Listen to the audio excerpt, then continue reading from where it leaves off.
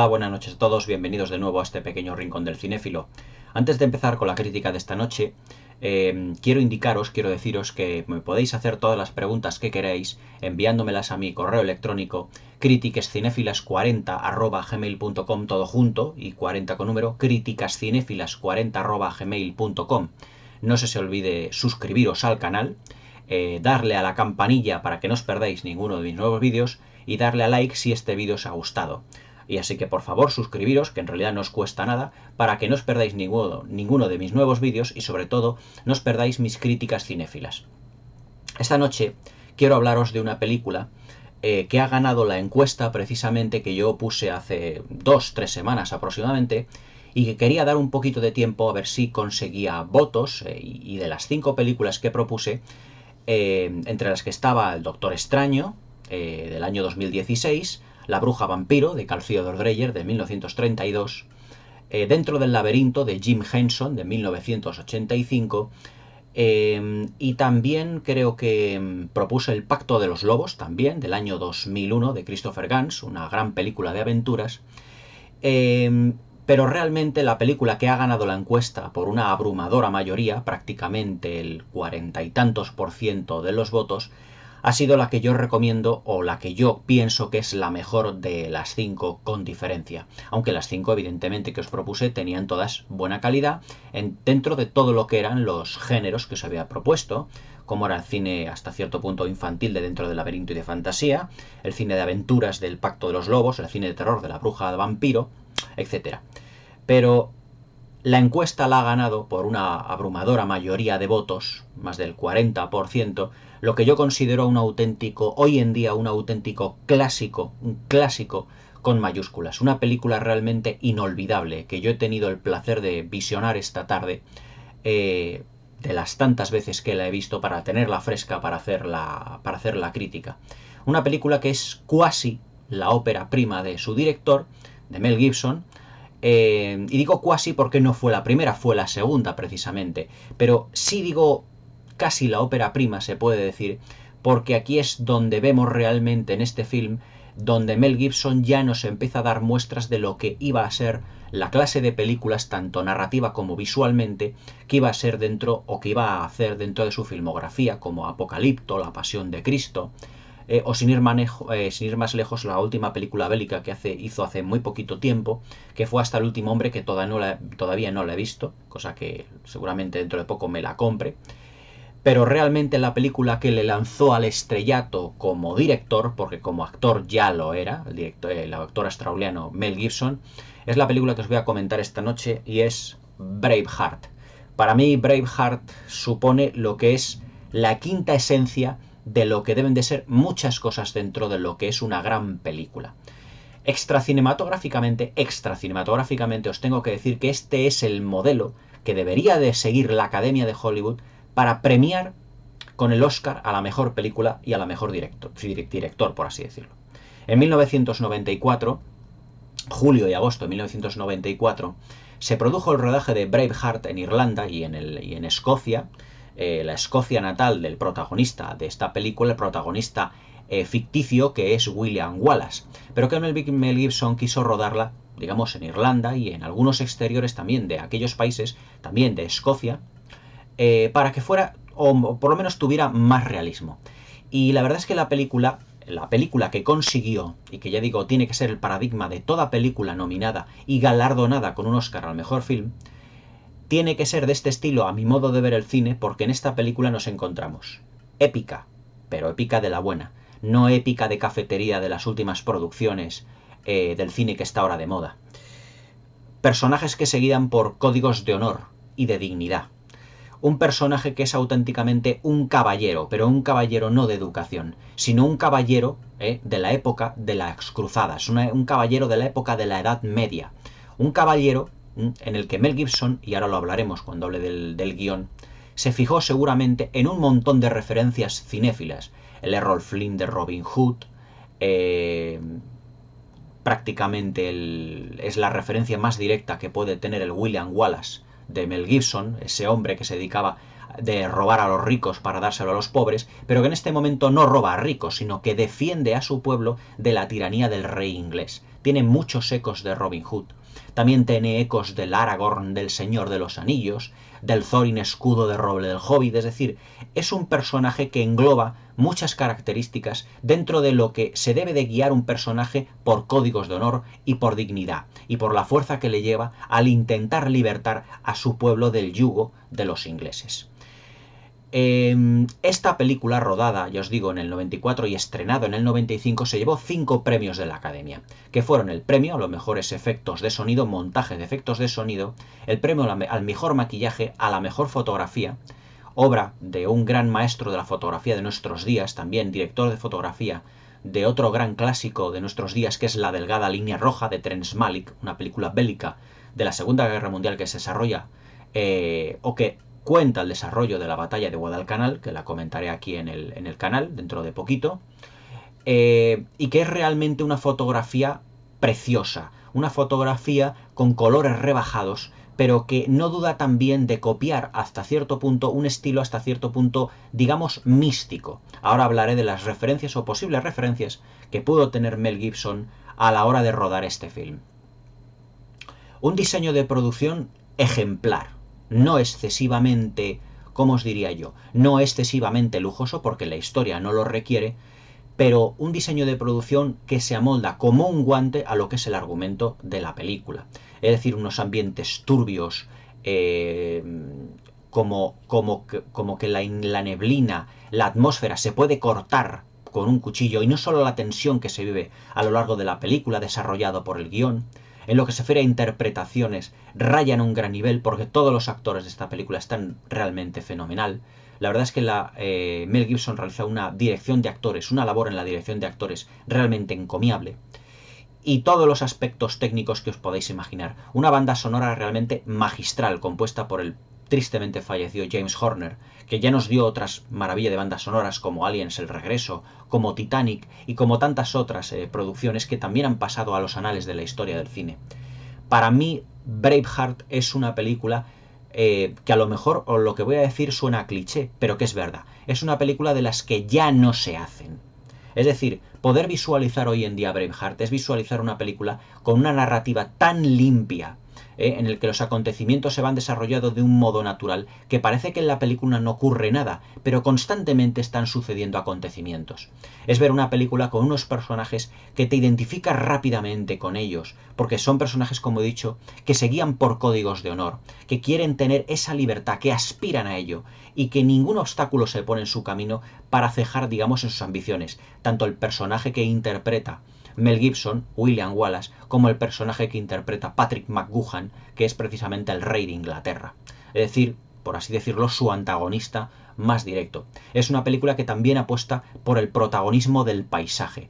Todos los paisajes filmados por la cámara de Mel Gibson rayan todos a un gran nivel en lo que se refiere a envolver a los personajes, es decir, esos ambientes turbulentos, digamos turbulentos de los acontecimientos que se están narrando, pero todos mostrados por una atmósfera densa, por una atmósfera cargada de neblina, por todos esos montículos, esas montañas, esas colinas, esos alcores, por así decirlo, las vaguadas. La verdad es que la cámara de Mel Gibson, muy bien dirigida también por John Toll, lo que hace precisamente es darnos un cierto misticismo al personaje de William Wallace y a los acontecimientos que están narrados en la película, en el que yo estoy seguro que se fijó hasta cierto punto en la película de John Boorman, en Excalibur, para darle un aire de leyenda a la película. Porque en muchos pasajes, en no pocos pasajes de la película, que sirven de transición entre una parte y otra, entre el primer y segundo acto y entre el segundo y el tercer acto, se le da al personaje de William Wallace como una especie de aire, como yo diría, como novelesco de caballerías, como un personaje mítico. Esos comentarios que dicen, es que William Wallace mide 2 metros, es que William Wallace es muy guapo, es que William Wallace puede matar incluso herido a otros 5, 6 o 7 o 20 hombres. Es decir, esos comentarios que hacen determinados personajes y que en esa secuencia sirve de transición entre una y otra, le dan ese aire como de misticismo, de leyenda. Y yo estoy seguro que hasta cierto punto se fijó Mel Gibson en la dirección, en la fotografía muchas veces, o digamos en la plasmación para la planificación de las secuencias, en Excalibur de John Boorman. Ese Excalibur que tiene como esa fotografía de esa Inglaterra, en el que todo es neblinoso, en el que los enemigos pueden salir por cualquier parte.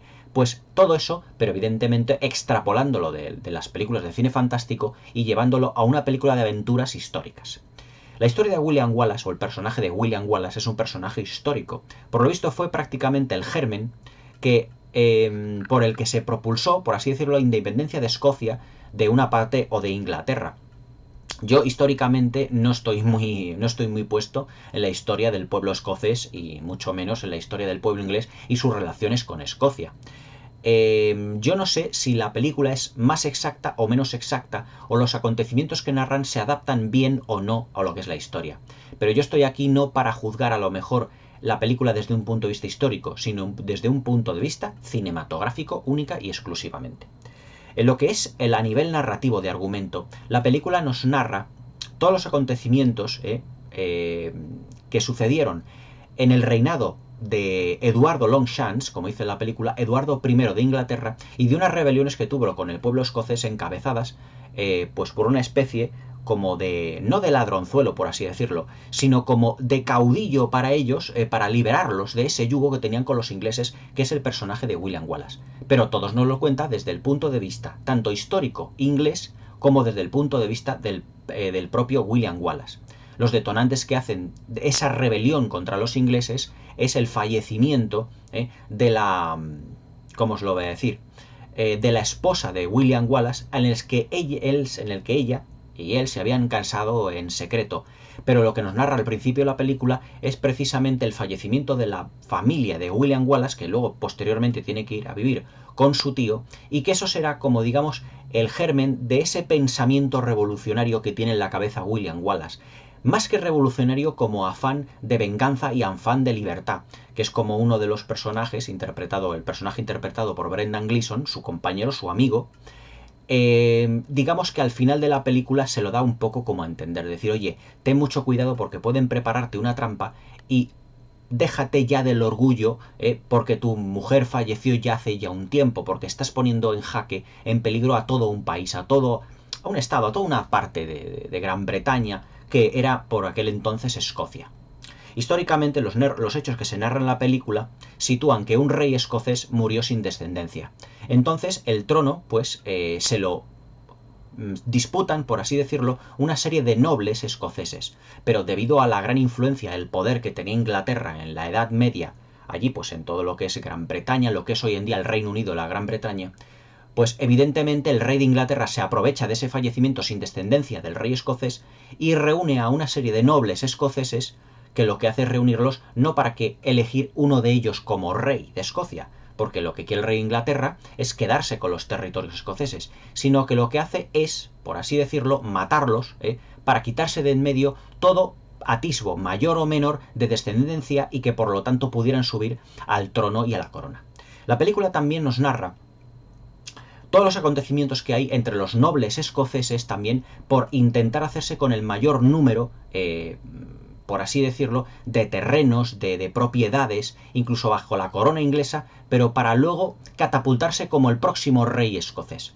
Pero evidentemente William Wallace no está por la labor, aunque termina cediendo hasta cierto punto, convirtiéndose en un ser, pero él no cree en la política para nada, él cree en la libertad de su pueblo.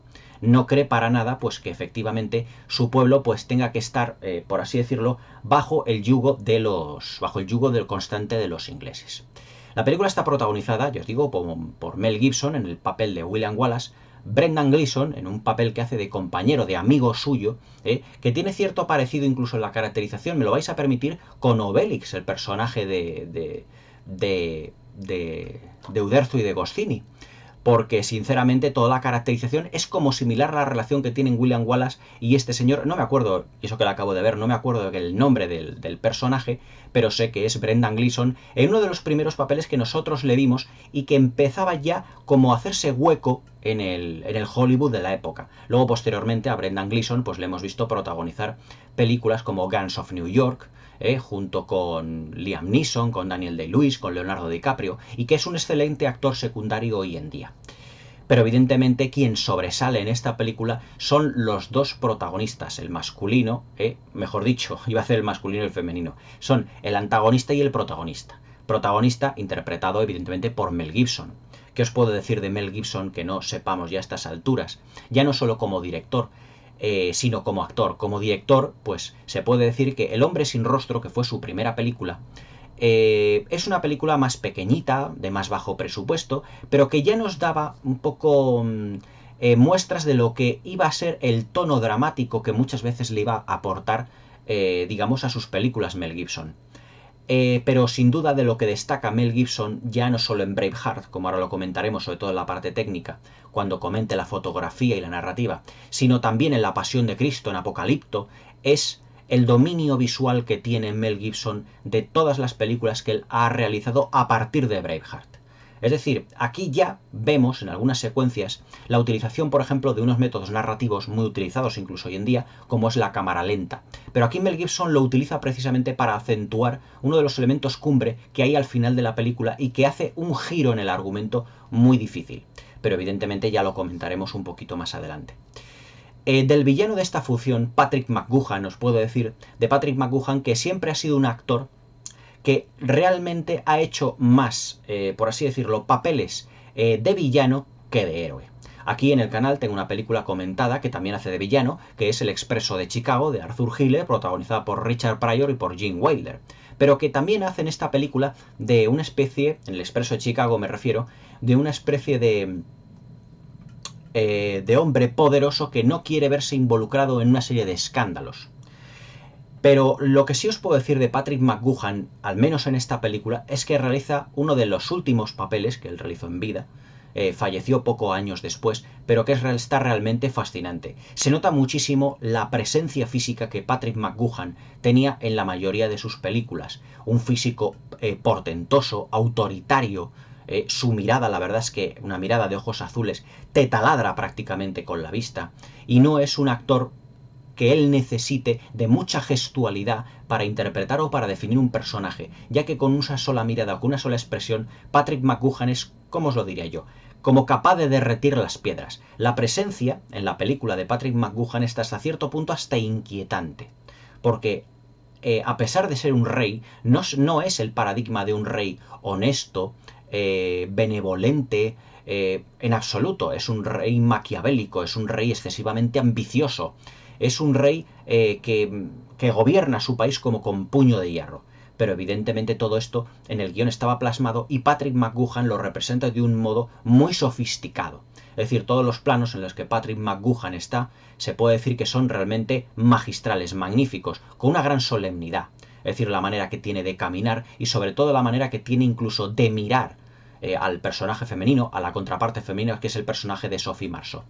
Por parte, ya os digo, hablando ya de los personajes femeninos, tenemos a Sophie Marceau en un papel que es prácticamente el protagónico femenino, y a una actriz que la verdad es que no la hemos visto en multitud de películas, no es una actriz muy prolífica, ni mucho menos, más, digamos que se puede decir que es una actriz que ha tenido muy poco recorrido y que yo creo que hoy en día ya está muy olvidada, o por lo tanto, si me lo permitís, incluso apartada del panorama cinematográfico, que es, si me lo permitís, lo voy a leer un momentito. Catherine McCormack, sí, yo me acuerdo de esta chica, pero que el nombre no se me había quedado con facilidad. A Catherine McCormack creo que la vimos también en otra película, también narrando una serie de acontecimientos, no recuerdo mal, de acontecimientos que se desarrollaban también en la Edad Media. Creo que era, no me acuerdo ahora el título, pero también hacía una especie de como el papel de cortesana o algo así parecido. Pero no ha sido una actriz en absoluto prolífica. O sea, yo no recuerdo una gran gama de películas en las que esta actriz tuviera un gran protagonismo. El papel que hace, digamos que es muy, no digamos convencional, pero sí digamos que es anecdótico, porque es la chica de la que se enamora William Wallace al principio de la película, que luego fallece prácticamente y que tiene muy pocos minutos, y que posteriormente aparece como una especie como de fantasma o como de visión precisamente para el personaje de William Wallace, y que es el motor que cambia, por así decirlo, o mejor dicho, es la gota que colma el vaso de William Wallace y de los irlandeses, mejor dicho, de los escoceses, a la hora de revolucionarse, a la hora de causar esa revolución en Escocia en contra del rey de Inglaterra. Pero la verdad es que la interpretación de Catherine McCormack en esta película se puede decir que es prácticamente testimonial. Todo el peso de la producción lo lleva evidentemente Mel Gibson. Mel Gibson yo creo que en esta película hace el papel de su vida.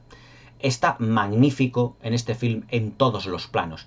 Muchas veces aquí en otras críticas de otras películas me habéis oído hablar de que es muy difícil mantener muchas veces un primer plano, o por lo menos un plano sostenido en el que des una visión, en el que des, por así decirlo, una expresión que comunique algo a los espectadores. En esta película Mel Gibson tiene tantos planos donde en realidad no dice nada, pero dice mucho, me explico, no tiene líneas de diálogos, pero con su mirada y con su expresión prácticamente se puede decir que lo dice todo.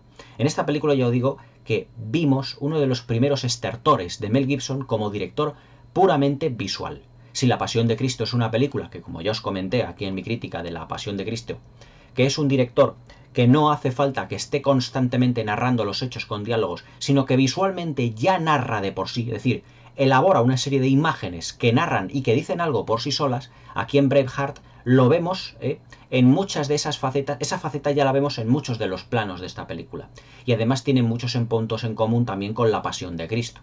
Al final, por ejemplo, de la película, cuando Catherine McCormack está pasando a través de sus amigos que le están viendo cómo le están torturando, eso apela directamente a la Pasión de Cristo, que cuando le están torturando los romanos, ve al demonio, al personaje interpretado por Rosalinda Celentano, con esos pequeños bebés que parecen demonios también, cómo se mueven entre los romanos y cómo le están tentando en todo momento.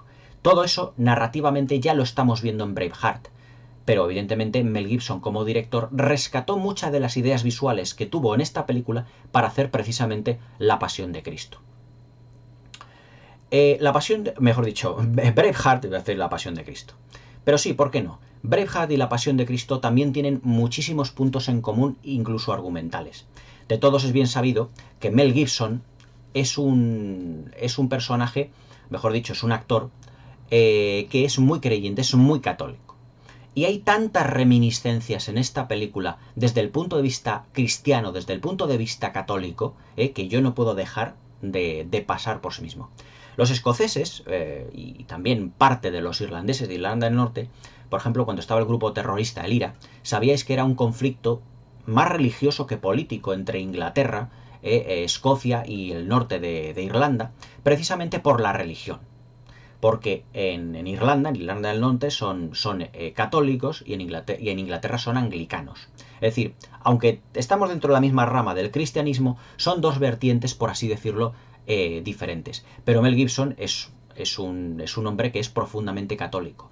Y hay tantas reminiscencias, por así decirlo, de la religión católica aquí en esta película, sin ir más lejos, por ejemplo, hay una secuencia magistral al principio de la película, o casi al principio, que es cuando se tiene en cuenta el fallecimiento, cuando matan al padre y al hermano de William Wallace. Entonces hay una niña que dentro de lo que es el funeral le ofrece, una niña, que luego será el personaje de Catherine McCormack, de Morrow, la chica que se casará con él, que corta una flor que es una especie como de cactus, así que crecerá allí por Escocia, le corta una flor y prácticamente se la ofrece a William Wallace, siendo también él un niño.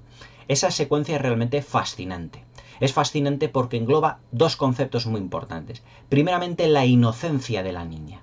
Es decir, en esa secuencia, como os digo, Mel Gibson no dice ni una sola palabra de diálogo de sus personajes. Todo lo narra a través de una manera muy visual. Cuando le da precisamente la florecita, la niña, a William Wallace, porque la flor, lo que está simbolizando aquí, en este sentido, ya no es solo para que él la ponga a lo mejor en la tumba de su padre o en la tumba de su hermano porque han fallecido, como hacemos todos los católicos cuando vamos a los cementerios, en nuestros seres queridos, sino también lo que está simbolizando es la inocencia de esa niña, porque le ve a William Wallace, también niño, le ve muy triste y esa flor también es como si le quisiese agradar, como si le quisiera un poco como alegrar, como un simbolismo de esa inocencia pura y casta que tiene la niña, pero también englobado dentro de un marco puramente católico, la ofrenda de la flor que le está dando precisamente al personaje de William Wallace.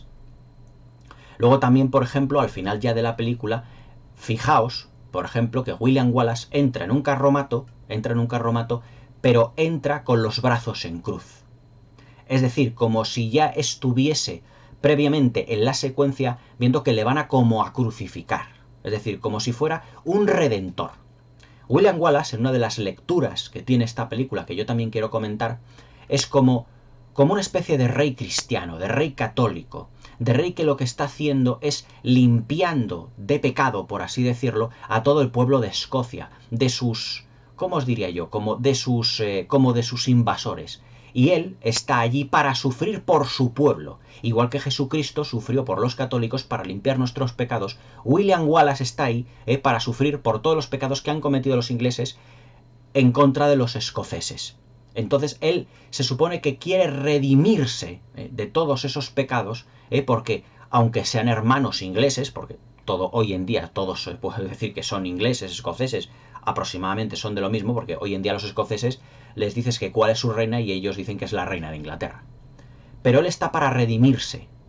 Y entonces él viene pues prácticamente atado como si fuera, en los brazos en cruz, como si fuera un Cristo. Es más, al igual que Jesucristo, previamente a ser asesinado, cuando le matan al final de la película, le torturan como a Jesucristo. Y le ponen finalmente en un potro de tortura como a Jesucristo. O sea, fijaros todos los paralelismos que también tendría luego con la pasión de Cristo.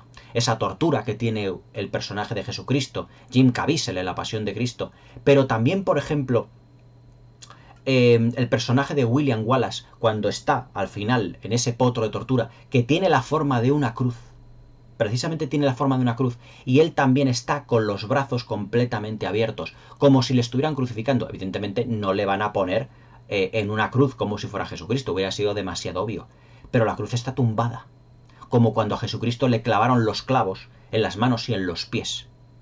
Es más, cuando antes de la secuencia del potro de tortura, es atado de muñecas y de pies, y le van como estirando, también como si fuera una tortura, pero esos pies los tiene recogidos como Jesucristo, y los brazos los tienen en cruz como Jesucristo. Todo tiene un simbolismo de religioso al final de la película, realmente interesante para ver. Y como persona muy católica, Mel Gibson no podía dejar también pasar precisamente esta oportunidad de redención del personaje de William Wallace, porque él está ahí para morir por los suyos, igual que Jesucristo murió por nuestros pecados. Siendo católico, evidentemente aquí Mel Gibson ya se puede decir que dentro del guión ya metió su ideal católico precisamente para hacer, por así decirlo, como un homenaje. Luego también hay otra secuencia cuando ya han matado a su mujer, a Morron, a Catherine McCormack, el personaje de Catherine McCormack, que él viene a caballo y se presenta delante de los ingleses. Pero ¿cómo viene a caballo? ¿Cómo se presenta delante de los ingleses? Poniendo las manos así. A ver si me veis ahí en el vídeo. Así. Vaya, a ver si me veis. Poniendo las manos así. A caballo va así.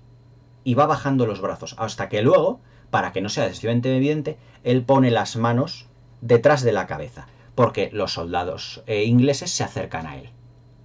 Pero es como si él viniera precisamente dentro de su pueblo, como si fuera ese Jesucristo, ese Mesías que viene a salvar a su pueblo del invasor.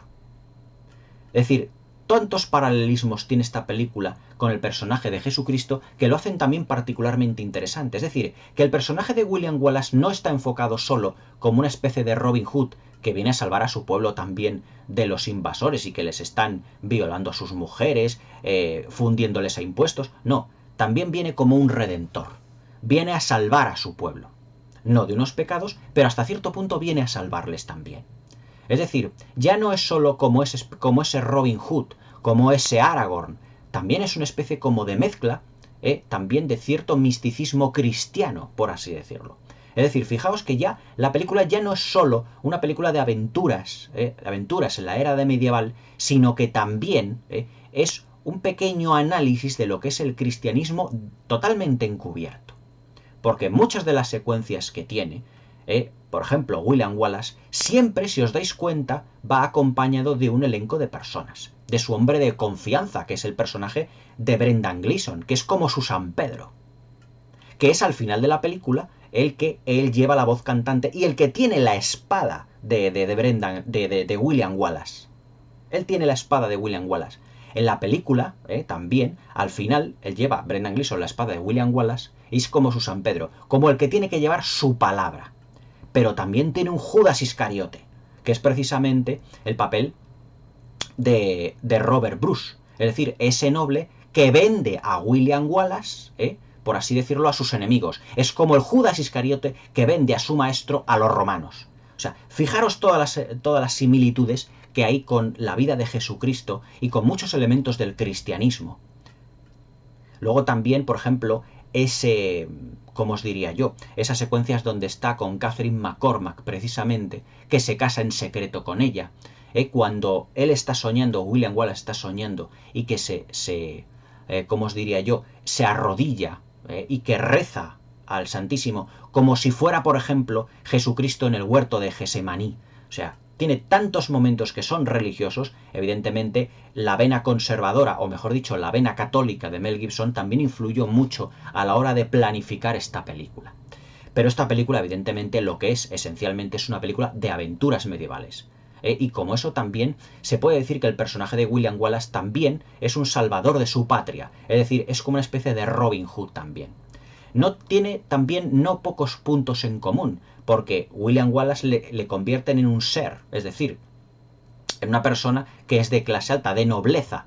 También Robin de Locksley lo era, precisamente, al que le habían quitado, Robin de Locksley, un personaje que le habían quitado sus tierras, y que precisamente se enfrenta a Sir Guy de Gisborne, que es el que le ha arrebatado todo, y que revoluciona a una serie de personas en contra de él. Es decir, bebe mucho también de las fuentes de las novelas clásicas caballerescas. Yo estoy seguro que Randall Wallace, que precisamente fue el guionista de esta película, se sentó con Mel Gibson para hacer un popurrí. Es decir, que su película de aventuras y de drama histórico, que es Braveheart, acumulase muchísimas referencias. Es decir, construir los personajes en base a unos estereotipos ya plasmados, como por ejemplo, yo os digo, Robin Hood, ya os digo, Jesucristo, es decir, toda la referencia que os estoy digo al catolicismo, y hacer un personaje libertador de su patria.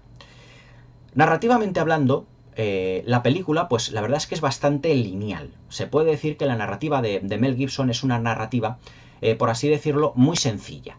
Pero Mel Gibson en este concepto bebe mucho del clasicismo.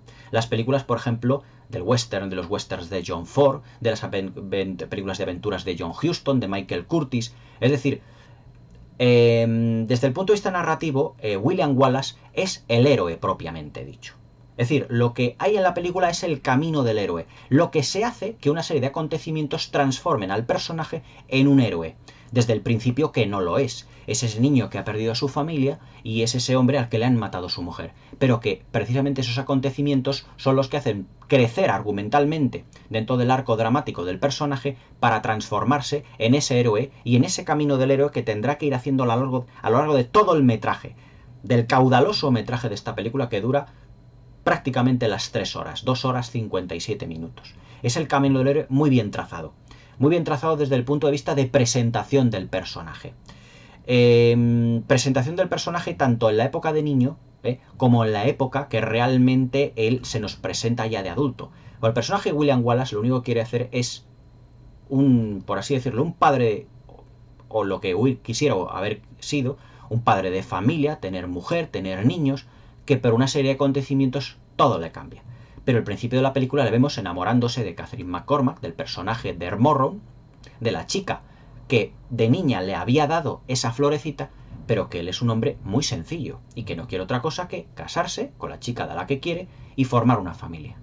O sea, esa es la presentación que se nos da al personaje de William Wallace como tal, muy campechano. En esa secuencia, por ejemplo, con el personaje de Brendan Gleeson, que están tirando como una especie de competición, tirando unas rocas, tirando unas piedras, que se dan unos abrazos. Es decir, es un personaje muy campechano, muy abierto, muy amigo de sus amigos y que quiere realmente a su gente. pero que esos acontecimientos le hace que se rebele y que se convierta en auténtico, por así decirlo, en auténtico héroe para todo su pueblo. También Jesucristo lo era. Era un personaje, Jesucristo, realmente que quería a su familia, quería a sus amigos, pero que el acontecimiento que hace que él se transforme en el Hijo de Dios, que realmente es el Hijo de Dios, hace que sea el portador de una misión, la misión de la redención y de curar los pecados del hombre. En lo que se refiere al toque místico y de leyenda que anteriormente os he comentado, desde mi punto de vista es muy interesante porque ya os digo que tanto visual como narrativamente también es un elemento que funciona muy bien en la película. Es decir, Mel Gibson, en la parte de director y con su ayudante de fotografía, el director de fotografía, quisieron darle, ya os digo, un aire de misticismo y de leyenda al personaje de William Wallace. Es decir, que antes de convertirse, por así decirlo, en el personaje histórico, tuviese ese halo de leyenda y de misticismo. En la manera, por ejemplo, en el que presenta a William Wallace en las batallas, es decir, con parte del rostro completamente pintado de azul y con unas líneas también azuladas. Es decir, como con esas pinturas de guerra que le dan un aire, como por ejemplo, no hasta cierto punto, pero un aire incluso casi sobrenatural. Es decir, todos los demás van, pues, con sus pelos, con sus espadas, sus escudos, pero él se presenta con sus acólitos, por así decirlo, con Brendan Gleeson, con sus seguidores más allegados, con las pinturas de guerra, la cara, y como una auténtica leyenda, porque él llega montado a caballo como realmente el caballero feudal, que es como un auténtico caballero medieval, que se guía precisamente por códigos de honor, el honor de su pueblo, el honor de su patria, su dignidad. Y que se guía por una serie, ya os digo, de códigos de honor, sobre todo cuando intenta negociar una tregua con los ingleses y con los nobles escoceses, pero lo que él dice, en sus propias palabras, voy a provocar una pelea, porque él lo que quiere es venganza, desde el más amplio sentido de la palabra. Al final de la película, evidentemente, el personaje ya es atrapado en una trampa que le ponen, pero aquí es donde yo os comento y que entra ya en funcionamiento, realmente ya lo está durante toda la película, el personaje del Judas Iscariote de William Wallace, el traidor, es decir, ese noble escocés que lo que está buscando en el fondo y se está dejando aconsejar por su padre, ese personaje que parece como lleno de pústulas por la cara porque tiene lepra, que es convertirse en el rey de Escocia, en el futuro rey de Escocia, pero que él está constantemente dudando de decir, es que no quiero traicionar a William Wallace, pero a la vez quiero también riquezas, y es con todas esas bazas por las que juega el rey de Inglaterra, es decir, comprar precisamente a los nobles ingleses, pero a los nobles escoceses, a base de darles más riquezas y más tierras, más poder. Pero eso es lo que el personaje de William Wallace, este Jesucristo de los escoceses, no entiende. No entiende que la dignidad y el honor escocés pueda ser comprado por una serie, por así decirlo, de monedas de oro, por esa amplia traición. Entonces, él, en una de las secuencias, que es cuando se enfrenta al noble escocés vestido de caballero medieval, vestido de caballero negro, otro guiño que tiene Mel Gibson a las antiguas películas de aventuras medievales, como Ivanhoe, de Robert Taylor, dirigida por Richard Thorpe, donde tiene especial importancia lo que es el Caballero Negro. El Caballero Negro es el que aplasta, por así decirlo, a William Wallace. Pero ¿cuál es en esa secuencia la sorpresa? Que cuando le quita el casco es un noble escocés, comprado con dinero inglés. Y es cuando ya Mel Gibson ahí, digamos que hace un giro copernicano a todo lo que es la visión que él tenía de la nobleza escocesa, y cuando ya no se fía absolutamente de nadie. Y como reprimenda, mata a dos nobles escoceses, como diciendo, tened cuidado, no me traicionéis, porque para mí, si me creéis que me habéis comprado, porque después de la primera gran batalla de la película le proclaman Sir, es decir, caballero, Sir William Wallace, es como una manera de tenerle un poco más, no comprado, pero tenerle un poco alejado en el sentido de que no te metas con nosotros porque tú sabes que nosotros estamos comprados con dinero inglés.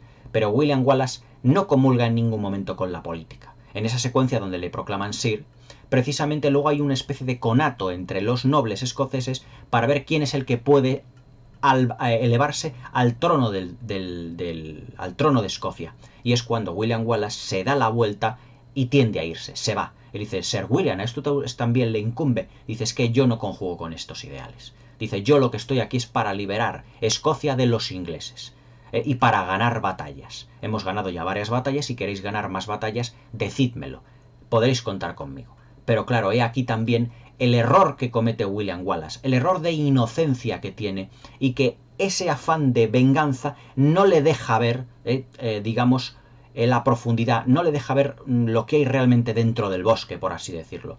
No le deja ver que esos nobles están comprados con dinero inglés.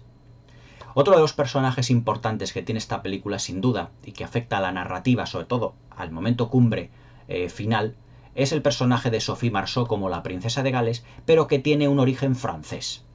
Y es que según el rey de Inglaterra, es decir, el papel de Patrick McGoohan, el personaje de Patrick McGoohan, quería unir a las coronas inglesa y francesa. Y casa a su hijo, que no tiene intereses por acostarse con una mujer, sino por otro del mismo sexo, precisamente, para unirles y que para el rey de Escocia, para que el rey de Inglaterra tenga una esposa francesa y que Francia no le dé problemas, le casa con la hija precisamente del rey francés, interpretada por la francesa también, Sophie Marceau. La verdad es que el papel que hace Sophie Marceau en esta película no es de lo más destacable, ni mucho menos.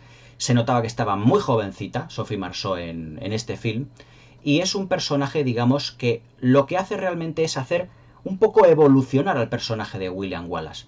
Porque el personaje de William Wallace, después de acostarse con Sophie Marceau, porque ella le ve como una especie como de redentor del pueblo escocés, pero que también ha sido un hombre que ha provocado todas estas revoluciones porque de una manera muy romántica mataron a su mujer, no la mataron de manera romántica, mataron a su mujer y de manera romántica él lo que ha hecho es provocar una guerra contra los ingleses porque los ingleses mataron a su mujer. Y eso le hace al personaje Sophie Marceau, a la princesa de Gales, le hace precisamente verle como una especie como de deidad. Es decir, un hombre que ha provocado una guerra por el amor de una mujer. Y le empieza a idealizar y a mitificar de una manera precisamente de las que ella, perteneciente a la corte francesa, no estaban precisamente acostumbrados. Y es ese idilio psicológico que tiene con el personaje de William Wallace, Sophie Marceau, lo que hace luego crecer al personaje de William Wallace porque se terminan acostando y Sophie Marceau le dice a Patrick McGoohan: su hijo no durará en el trono, pero en mi vientre el hijo que llevo no es precisamente del hijo del rey de Inglaterra, sino que es el hijo de William Wallace. Entonces, claro, eso es lo que provoca que el rey esté ya en su lecho de muerte, le provoca ya prácticamente el ataque para que fallezca, y convierte precisamente este hecho en una especie de leyenda a William Wallace, porque su descendencia es la que podría haber, precisamente históricamente, según la película, evidentemente, haber reinado posteriormente en Inglaterra. Es decir, el personaje de Sophie Marceau es un personaje, digamos, complementario al de William Wallace. Le hace crecer. No es igual que el personaje de Catherine McCormack, que el personaje de Catherine McCormack, de Morron, es el detonante, narrativamente hablando, de la revolución de los escoceses. Pero el personaje de Sophie Marceau es un personaje que, como ya tenemos al belicoso William Wallace, lo que hace es crecer más al personaje de William Wallace. Pero no le aporta una riqueza argumental que lo que haga es girar muchísimo lo que son, digamos, los ideales del propio William Wallace. Ya os digo, argumentalmente, y para ir resumiendo la parte argumental y artística, la película tiene dentro de sus 3 horas no giros argumentales porque realmente es una película muy lineal en su propuesta. Pero tiene pequeños giros, como ya os he dicho, como es el fallecimiento del personaje de Morron, que lo que hace es no cambiar la narrativa de la película, cambiarle la mentalidad al personaje de William Wallace para que luego desarrolle los acontecimientos que van a tener protagonismo en el resto de la película. Y luego también las interpretaciones, ya os digo que para mí rayan a un gran nivel. Mel Gibson para mí hace el papel de su carrera. Catherine McCormack, en los pocas escenas que sale, yo creo que está incluso mejor que Sophie Marceau, que ya lo veo excesivamente estática en esta película, muy estática. Pero realmente el personaje que cobra amplio protagonismo, incluso las pocas veces que sale, es sin duda Patrick McGoohan en el papel de Eduardo Longshanks, que es el rey de Inglaterra. Sus miradas, sus poses, la solemnidad con la que camina y lleva sus capas y sus hábitos de rey es realmente magnífico. Sobre todo en esa secuencia en el que cuando vuelve precisamente de apaciguar a los franceses y sube al torreón a ver a su hijo, le pide al hijo qué es lo que ha hecho para sofocar la rebelión de William Wallace. Y le dice el hijo, pues que no he tenido oportunidad porque es un ser que es una especie como de ladronzuelo, que no sé qué, y he nombrado a mi amigo, al amante suyo que tiene, como mi consejero de guerra. Claro, está el cabreo que agarra el rey de Inglaterra, que lo que hace es tirarle por la ventana y asesinarle. Evidentemente, y Patrick McGoohan, cómo se le ve la experiencia y las tablas que tiene en el mundo de la interpretación. Lo hace prácticamente sin que prácticamente lo advirtamos. Sin que no nos veamos que lo va a matar. Directamente él se enfada con él, le coge y le tira por la ventana. O sea, es realmente impresionante todo lo que es esa secuencia. O sea, el dominio de la interpretación que tenía Patrick McGoohan. Patrick McGoohan y Mel Gibson no tienen ninguna secuencia esta película en el que compartan, por así decirlo, que estén uno enfrente del otro. Pero realmente hubiera sido épico y maravilloso que estos dos personajes, estos dos actores, se hubieran, digamos, enfrentado interpretativamente. Hubiéramos tenido un duelo interpretativo realmente interesante. Hablando ya de lo que es la parte técnica, para mí Braveheart es una auténtica maravilla desde el punto de vista técnico. La banda sonora, compuesta por James Horner, se puede calificar ya de clásica y maestra. Está, por así decirlo, definida con muy pocos acordes, pero esos acordes están puestos en momentos cumbre de la película. Uno de los puntos negativos, o el único punto negativo que yo encuentro en esta película, es que se utiliza en exceso la gaita escocesa. Está como haciendo un sonido de fondo realmente abrumador en todo momento. Yo creo que Mel Gibson, en ese sentido, en lo que a banda sonora se refiere, en la dirección de la película no había pulido la utilización constante de la banda sonora. La banda sonora está intentando crear momentos épicos en algunos momentos donde no debe de haberlos, sino que son momentos más narrativos, más de descripción de personajes, pero que esté la gaita escocesa constantemente sonando, yo creo que se hace un poco ya reiterativo.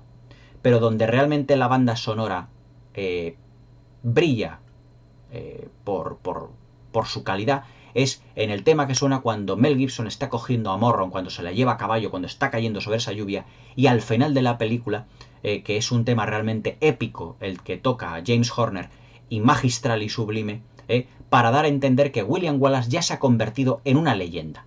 Porque cuando le despedazan y envía sus restos a todas partes de Inglaterra, le están mitificando, le están convirtiendo como en una especie de mártir. Entonces la banda sonora suena cuando dice Robert de Bruce: habéis combatido con William Wallace, combatir ahora conmigo. Pero Brendan Gleeson, su amigo, precisamente no está por la labor de hacerle caso. Y entonces cuando empieza a gritar a todos sus compañeros escoceses antes de enfrentarse en otra batalla a los ingleses: Wallace, Wallace, Wallace, porque a él le está dando de lado. Es decir, Robert de Bruce está con ellos precisamente porque él no quería traicionar a William Wallace. Pero otra parte ponía una vela a Dios y otra al diablo, porque también estaba aceptando el dinero de los ingleses, se estaba dejando comprar. Y para lavar un poco su imagen, al final de la película se queda al lado del grupo escocés, pero los escoceses ya no le hacen caso, porque le ven como un traidor, como un Judas. Por eso gritan Wallace, Wallace, Wallace, porque ya es su mártir. Es una fantástica secuencia en la que Brendan Gleeson coge la espada de William Wallace, la tira y se queda anclada en el suelo, balanceándose, ojo, como una cruz. Al final de la película, la espada de Mel Gibson se queda como una cruz anclada en el suelo. Como esa cruz también que hay cuando William Wallace y Morrow se están casando casi al principio de la película.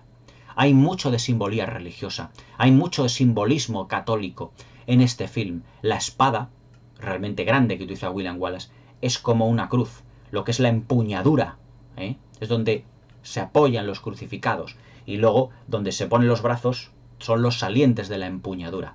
Y es esa cruz que queda al final de la película clavada en el suelo, como si fuera la cruz del monte Gólgota, donde fue crucificado Jesucristo, y que también se convirtió en un mito, por así decirlo, hasta cierto punto.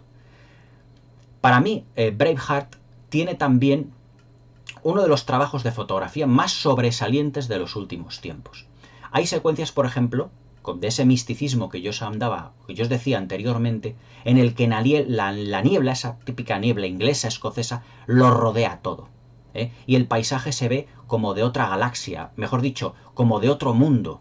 Es decir, hay una secuencia, por ejemplo, cuando William Wallace y Morron están montando a caballo y que cruzan un vado, una especie de valle, que está inundado por niebla, pero que al fondo se ven unas montañas como muy místicas, muy de misticismo, y que entran en ese bosque, en ese claro, sí, mejor dicho, en el bosque, en el claro lo han atravesado, que entran en ese bosque como de árboles un tanto como retorcidos, cruzado por un riachuelo, que me recuerda mucho a muchas secuencias de Excalibur, cuando acaban de nombrar a Ricardo Corazón de León, perdona, Ricardo Corazón de León, al rey Arturo precisamente, con la espada clavada en la piedra con Excalibur, que es otro símbolo puramente también cristiano.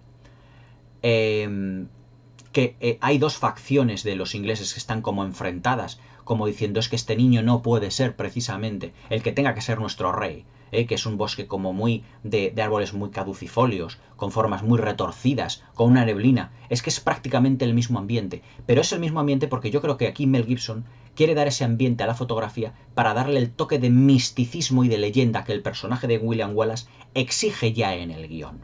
O sea, yo creo que Mel Gibson también se vio en muchas películas de caballerías, incluida Excalibur, para ciertos planos, para planificar ciertas secuencias y que fueran similares desde el punto de vista místico, desde el punto de vista de leyenda y desde el punto de vista como de mitificación del personaje. El Rey Arturo, Jesucristo, Robin Hood, son todos personajes ya muy legendarios, muy místicos bajo muchos puntos de vista. También William Wallace lo pretende ser en esta película o es realmente lo que aspira a ser. Los planos, la planificación, tienen lo que se dice un protagonismo del decorado realmente muy importante. Es decir, los decorados, digamos, de los interiores son muy pequeñitos, pero parece que se puede cortar el ambiente con un cuchillo. Son como muy palpables. En eso ayuda, por ejemplo, mucho del colorido de la fotografía, inspirado en verdes apagados y en marrones. La gran gama de marrones y de anaranjados que hay, de la tierra, del suelo, de por ejemplo los anaranjados de la barba de Brendan Gleeson, los marrones y anaranjados que tienen de lo que son los trajes típicos escoceses con las faldas, todo eso. Es una película de una homogeneidad visual prodigiosa y apabullante. Es decir, no hay ningún tono en el color que desentone o que haga desentonar, por así decirlo, a la película o al conjunto de la película. Es una película que tiene una fotografía muy consecuente en los planos, la iluminación de los planos. Es todo muy parecido. En ese sentido yo creo que John Toll le aportó una homogeneidad visual que en muy pocas películas de la época estaba presente. Acordaos, por ejemplo, de otros trabajos de John Toll como son La delgada línea roja de Terrence Malick, que yo os he comentado anteriormente, pero también La puerta del cielo. La puerta del cielo es una de las películas visualmente más hermosas que se han filmado, y John Toll precisamente fue el director de fotografía de ese film. La textura que tiene La puerta del cielo es perfectamente comparable a la textura de la fotografía de Braveheart.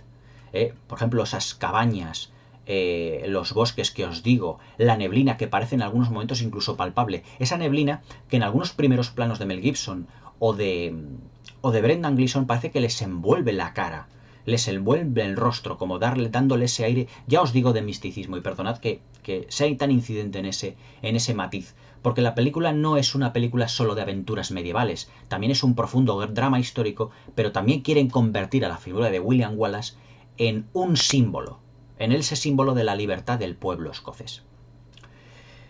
En lo que se refiere, por ejemplo, también a la realización, Mel Gibson, ya os digo que es su segunda película, y yo creo que tiene algunos aspectos, por ejemplo, un tanto, digamos, por pulir. Ya no solo digo, por ejemplo, en el asunto de lo que es la banda sonora, sino que yo creo que se repite muchas veces en la estructura de la planificación. Plano general, plano medio, primer plano. Plano general, plano medio, primer plano. Muchas veces vemos a William Wallace al principio de la película en caballo, luego con un plano medio, y luego pasa a los primeros planos cuando descabalga del caballo. Digamos que se puede decir que en lo que se refiere a planificación, Mel Gibson ha ido evolucionando más, porque ya La Pasión de Cristo tenía una planificación más elaborada. Pero vamos a darle también tiempo a Mel Gibson porque es su segunda película. Y para terminar esta crítica, os quiero decir que Mel Gibson, cuando filmó esta película, se puede decir que lo arriesgó todo en su vida y en su carrera. Alan Ladd Jr., que es el hijo de Alan Ladd Sr., evidentemente. Alan Ladd Sr., para que os situéis un poquito, fue uno de los principales actores de cine negro de los años 40 y de los años 50 en Hollywood. Su hijo ha hecho muchas labores de producción, no se ha dedicado a la interpretación, ha hecho muchas labores de producción. Pero fue Alan Ladd Jr. quien quiso que Mel Gibson fuera el protagonista de esta película. Pero cuando le comentaron a Mel Gibson que lo que quería era que fuera el protagonista, pero que leyera también el guión a ver qué le parecía, porque le interesaba a lo mejor dirigirlo, Mel Gibson le picó mucho el gusanillo con este film, como diciendo, es que esta película puede ser para mí. La puedo hacer de un modo épico y además apelando a uno de los que considera Mel Gibson de sus géneros cinematográficos favoritos, que son las aventuras medievales y en general el cine de aventuras. Y así lo enfocó desde ese punto de vista. Luego aportando el toque místico, el toque católico, todo esto que os he comentado a lo largo del vídeo. Pero Mel Gibson se puede decir que con esta película lo arriesgó todo. Parte del dinero de este film no sale solo del bolsillo de Alan Ladd Jr., también salió del bolsillo del propio Mel Gibson. Es decir, que como director se arriesgó mucho. Cuando a Mel Gibson le dieron el papel también de director, después de proponérselo a Alan Ladd Jr., llamó a Clint Eastwood, a su amigo, y le dijo, Clint, tengo miedo. Tengo miedo porque me voy a enfrentar a una producción gigantesca, una superproducción. Y Clint Eastwood le dijo, tú tranquilo, no te preocupes, porque todos los que están a tu alrededor son muy veteranos y te van a ayudar. Alan Ladd Jr. también ha sido el productor en la sombra de algunas de las películas también de Clint Eastwood. Es más, fue uno de los personajes que animó a George Lucas a hacer el episodio 4, al hacer la Guerra de las Galaxias en 1977. Pero Mel Gibson, evidentemente, se rodeó de un equipo artístico y técnico de primera categoría. Se puede decir, sin temor a equivocarse, que el director de la primera unidad, que ahora no me recuerdo cómo se llamaba, filmó gran parte de la película con Mel Gibson más delante de la cámara que detrás, porque raro es el plano que en la película no sale Mel Gibson.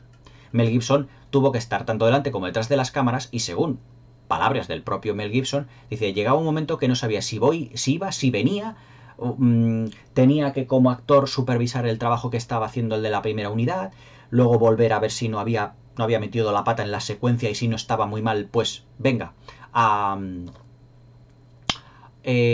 positivarla y luego ya meterme con otra secuencia. Es decir, fue un trabajo extenuante para el propio Mel Gibson. Adelgazó muchos kilos durante la película. También comió mucho. Eso dicho por el propio Mel Gibson. Y es la película en la que él ha pasado más frío en toda su vida. Todos los exteriores están filmados en Escocia, en Irlanda, y claro, se nota el ambiente húmedo y que él está pues prácticamente semidesnudo. Él está con las faldas escocesas, con la banda también, pero que en muchas de las secuencias, aunque evidentemente se aseguró que el rodaje fuera en verano, en julio y en agosto, pero aún así dice que con la humedad pasó bastante frío. Pero la importancia que tiene esta película, evidentemente, desde un punto de vista de importancia en Hollywood, se puede decir que esta película fue, junto con Titanic, la que cambiaron otra vez la visión que tenía Hollywood respecto a las superproducciones. Braveheart, desde el mismo momento de su estreno, se convirtió en un éxito apabullante. Aunque no recaudó tanto como otras películas también muy exitosas, luego fue una película que, en palabras del propio Gibson, funcionó también mucho más.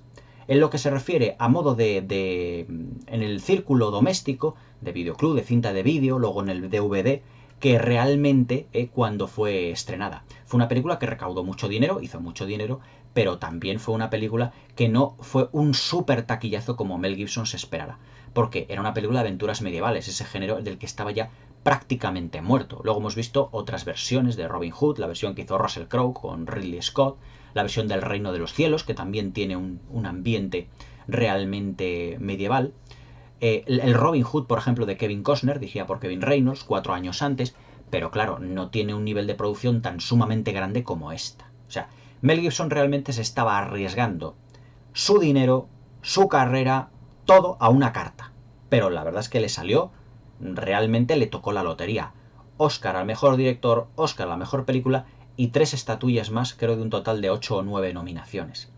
Braveheart se convirtió en la película del año 1995. Compitió con el Oscar a la mejor película con producciones como Sentido y Sensibilidad de Ang Lee. Y otra película que yo nunca me he explicado por qué fue nominada a mejor película, Babe, el cerdito valiente, protagonizada por James Cromwell, y el cerdito este que gana una serie de concursos. Eso es un insulto al lado de Braveheart, sinceramente. Pero yo Y volviendo ya, cerrando el círculo con lo que quería decir al principio del vídeo, es que Braveheart es la quinta esencia de lo que en mi opinión tiene que ser una película ganadora de un Oscar. O sea, esto es una película que puede ganar perfectamente un Oscar y todos los galardones cinematográficos que le echemos. Hace tanto tiempo que Hollywood no hace una película del calibre de Braveheart. O sea, las ganadoras del Oscar, o de los últimos tiempos, y sobre todo las de este año nominadas, os puedo decir que es que no le llegan ni a la altura del betún a Braveheart. O sea, Braveheart es una película inolvidable. Es una película cuyos personajes están trazados de un modo, desde un punto de vista narrativo tan sencillo, que es muy fácil identificarse con ellos.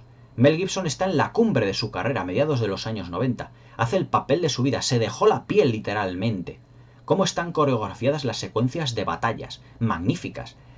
Al igual que en Gladiator, o sea, no hemos visto ninguna secuencias de batalla tan sumamente violentas como aquí. O sea, cómo le clavan el pico de un azadón en la cabeza a un soldado inglés, cómo a otro le meten la espada en el cuerpo y cómo sangra. Es una película también que tiene mucha sangre, mucho gore, por así decirlo, en las secuencias de batalla. Tiene secuencias realmente violentas.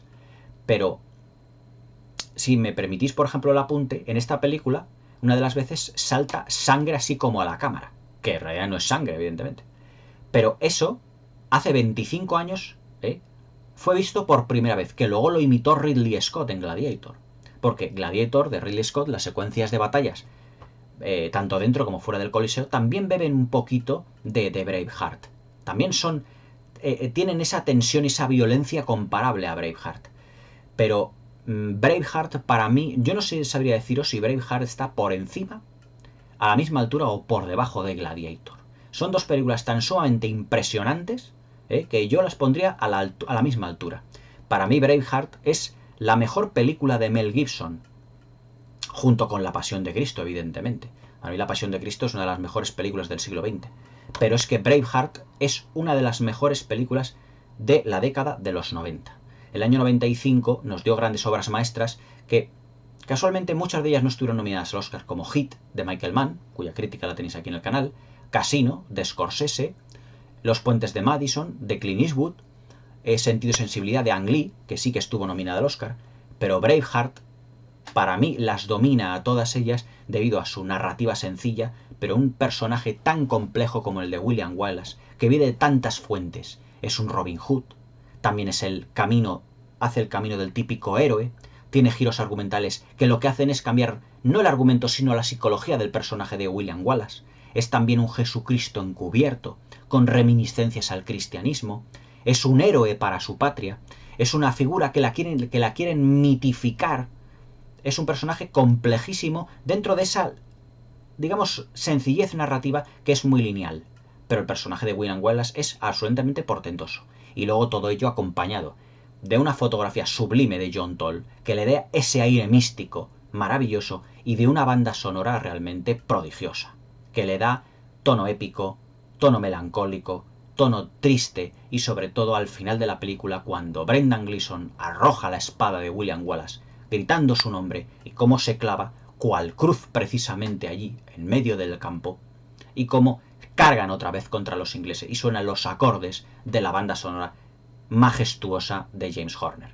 Para ir concluyendo os voy a decir que Braveheart es una obra maestra absoluta, una película inolvidable desde cualquier punto de vista, técnico, interpretativo, de guión, la mejor película de Mel Gibson y una de las mejores películas de la década de los 90.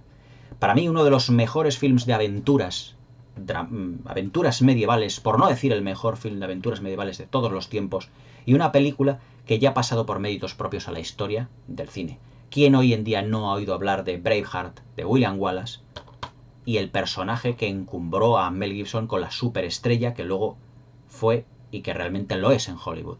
Que ya venía de interpretar a Mad Max en las películas, pero claro, esto es otro mundo, esto no es Mad Max, esto no son películas de persecuciones de coches, de estética cyberpunk. No, esto es un documento, hasta cierto punto digamos histórico, pero es una fantástica película de aventuras, de hazañas bélicas, y de un personaje tan sumamente fabuloso, muy cercano también al cristianismo, redentor y salvador de su pueblo, que es William Wallace. Mel Gibson, Patrick McGoohan en una superproducción que ya ha hecho historia. 5 Oscar y sin duda una de las mejores películas de los 90. Una película ideal, prodigiosa y, como yo os digo, en una palabra, inolvidable. Braveheart de Mel Gibson con Patrick McGoohan, Sophie Marceau, Brendan Gleeson y evidentemente Mel Gibson. Y como él dice al final de la película, libertad. Compraos esta película porque la vais a disfrutar enormemente. Braveheart del año 95, no os la perdáis. Hasta mañana.